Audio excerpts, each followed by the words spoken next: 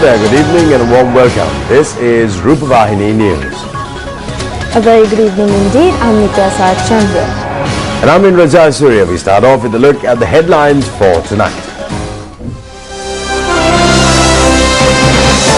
Over 300 million rupees worth of essential medicines to be purchased expeditiously for government hospitals. Conference on port, commerce and facilities to be held in Colombo. Indian Defence Minister tells the Indian Parliament that the Indian fishermen have not been killed by the Sri Lankan Navy. A partial moon eclipse can be seen at 11:23 p.m. today. President Putin says America and Russia should work together to defeat terrorism.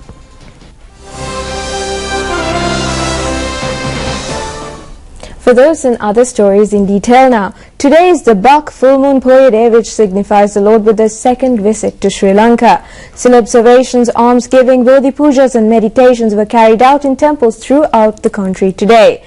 The Sasana records indicate that the Lord Buddha visited the Nagadvipa to prevent a war that was about to be waged by the tribes of Chulodhara and Mahadara in connection with a jewel-embedded throne.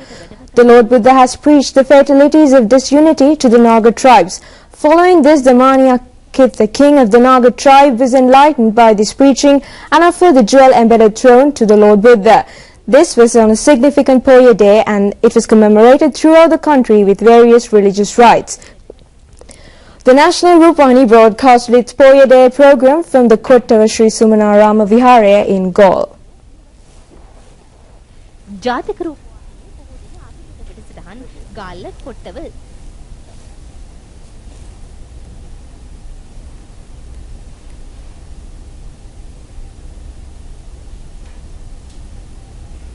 The 110th Dhamma Sermon program was held at the Temple Trees today. The Dhamma Sermon was delivered by the Deputy Registrar of the Pannapitiya Vidyalankara Pirivena Shastrapati Venerable Kekunuwala Vanarathana Thera. Navale Vanarathana Swamin Wahanse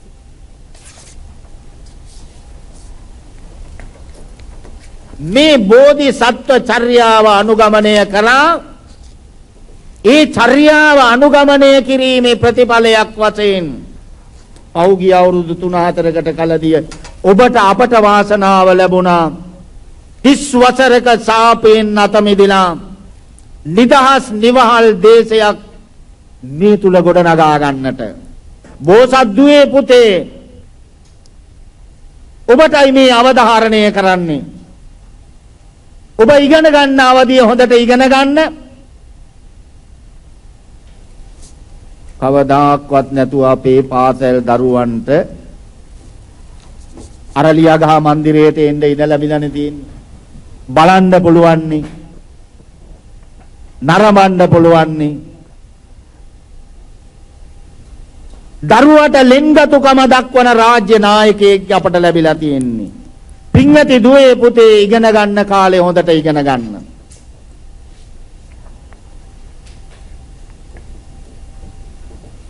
In other local stories, cabinet approval has been given for the procurement of essential medicines for government hospitals. These will be purchased carried out in accordance with the recommendations of the Standing Cabinet appointed Procurement Committee. The proposal was made by Minister Maithripala Sirisena. Accordingly, the procurement will be made subject to a maximum amount of 159 million rupees. The cabinet also approved purchasing of various vaccines amounting to 3.4 million doses for $1,125,000. The government is also to purchase 2.4 million doses of Japanese encephalitis live vaccines. However, it has been decided to call for fresh tenders of this purchase, and as an emergency measure, 300,000 doses will be obtained from the previous year's supplier at the same price. Well, it has been decided to hold a World Conference on ports, commerce and port facilities in Sri Lanka. This decision has been taken by the organizers of the conference because Sri Lanka has been internationally accepted as a naval hub in South Asia. The conference will be held from 1st May to 3rd May in Colombo. The decision taken by the government to establish the Hambantota port close to the world's main Silk Route and expansion of the Colombo port facilities have contributed to holding this conference in Sri Lanka. Since the ancient times of transport of goods and material from China to West India, Arab nations, Iran, Egypt and several countries in Europe were carried out through the Silk Route, which lies closer to Sri Lanka. Some academia claim that globalization started about 2,000 years ago from the Mannar port in Sri Lanka.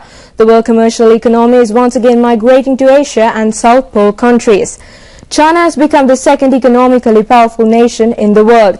The international economic analysts point out that India will also exceed the American economy in another 30 years. Professor Majdi Iqbari of Tel Aviv University in Israel has said the world economic power will be regained by Asia. The global research website points out that 70% of oil being transported in the world and 50% of the container transport are being carried out through the sea route close to Sri Lanka. The international economic analysts have commended the recent investments made by Sri Lanka in the naval sector. The organizers of the conference have taken into consideration these factors for holding an international level conference on navigation and trade. The economic analysts point out that holding this conference is a precursor to the fact that Sri Lanka will achieve its economic targets. The Indian Defence Minister A.K. Anthony has said that no Indian fishermen have been killed by the Sri Lankan Navy. He made these comments addressing the Indian Parliament. The pro-Tiger terrorist politicians and anti-Sri Lanka groups in Tamil Nadu allege that Sri Lankan Navy is killing Indian fishermen. The Indian Defence Minister has confirmed in the Indian Lok Sabha that these allegations are baseless, and he has also presented written evidence in this connection. The Sri Lankan Navy has apprehended 125 Indian fishermen this year for violating the maritime boundaries of Sri Lanka. There is an agreement between Sri Lanka and India on the procedures to be adopted against fishermen who violate the maritime boundaries and indulge in illegal fishing activities. The Ministry of External Affairs of Sri Lanka has also emphasized that the allegations of Sri Lankan Navy killing Indian fishermen are baseless. India and Sri Lanka are implementing a joint security program at the moment to prevent illegal activities in the Indian Ocean. Prime Minister D.M. Jayaratne has said that a misconception about Sri Lanka has been created in certain countries because they do not get the factual information about Sri Lanka. He has emphasized that it is the responsibility of ambassadors to make the international community aware of the factual situations in Sri Lanka. The Prime Minister made these comments when he met the new Malaysian ambassador Ibrahim Ansor yesterday. He has pointed out that powerful nation countries segregate others, such as the Soviet Union. They are also making unwanted interferences in the oil-rich Middle East. Similar pressures are also being exerted on Sri Lanka. However, despite that, the Sri Lankan and Muslim people of this country are living in peace and harmony. The Prime Minister has said that this situation should be conveyed properly to the international community.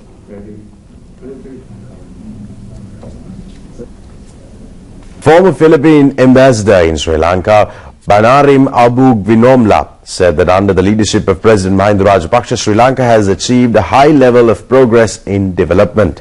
He made these comments when he met the president yesterday.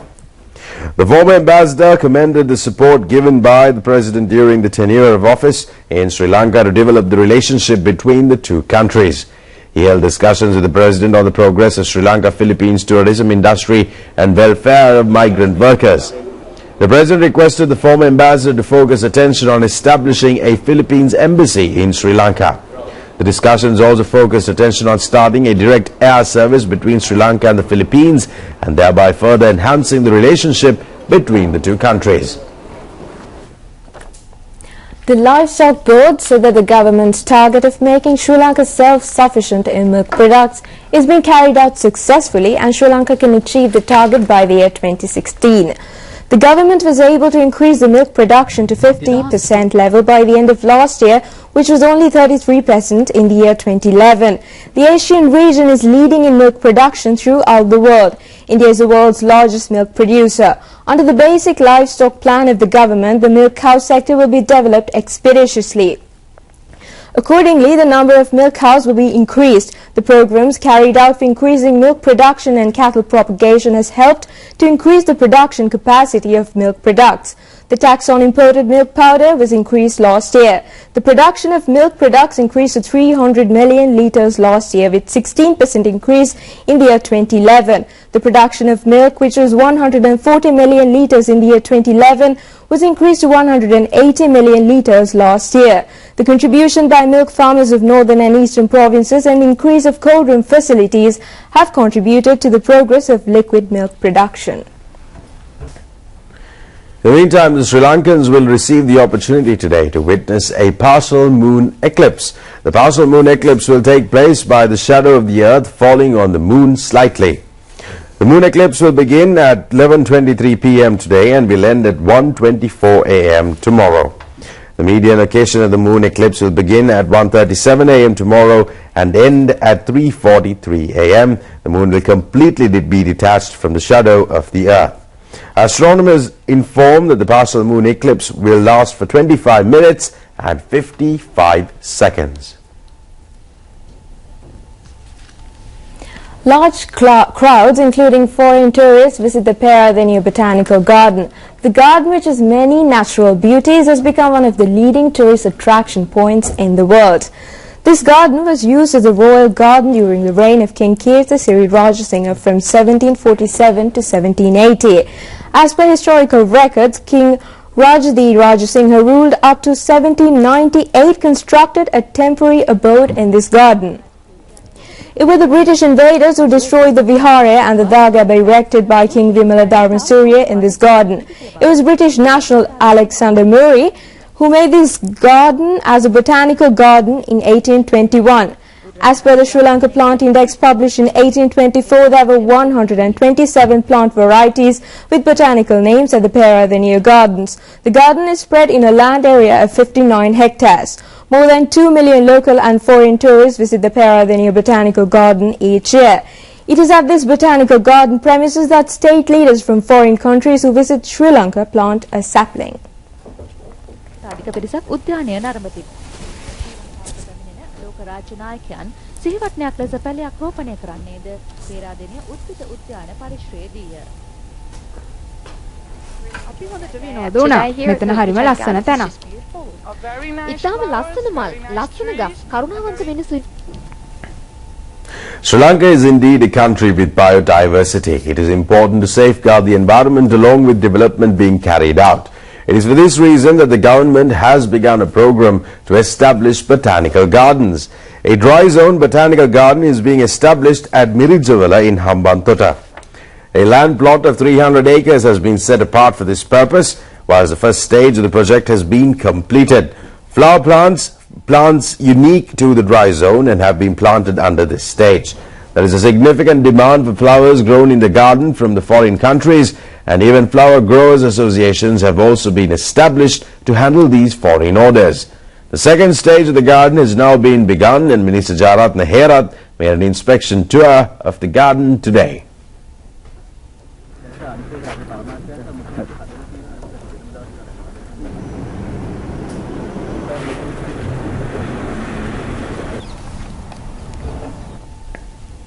In the meantime, not a single malaria patient has been reported for this year. Up to now, it is the objective of the government to totally eradicate malaria from Sri Lanka by next year.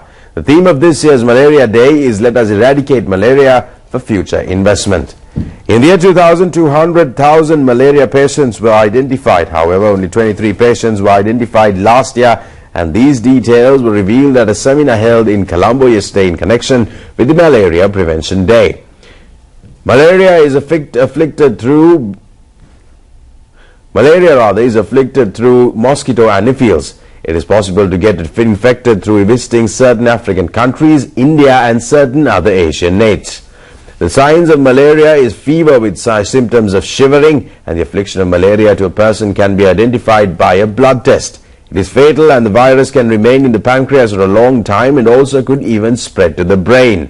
The spread of the disease can be prevented by removing the mosquito breeding areas.